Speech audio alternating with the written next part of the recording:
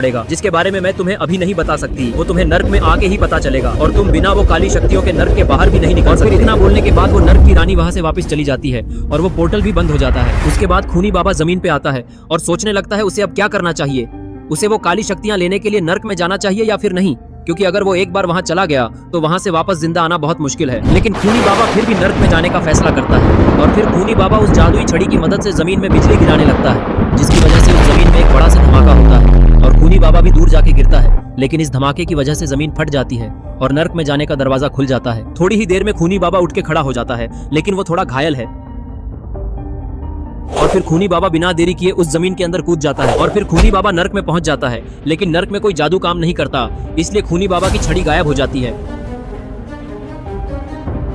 और फिर खूनी बाबा उठ के खड़ा होता है और वो चारों तरफ देखने लगता है। लेकिन नर्क में दूर दूर तक बस लावा दिखाई देता है और ये सब देखकर खूनी बाबा थोड़ा घबरा जाता है और फिर खूनी बाबा उन काली शक्तियों को ढूंढने के लिए नर्क में किसी भी तरफ जाने लगता है। ना जाने किस मोड़ पे थी वो रात, लेकिन खूनी बाबा जैसे ही थोड़ा आगे पहुंचता है, उसके सामने बहुत सारे राक्षस आ जाते हैं।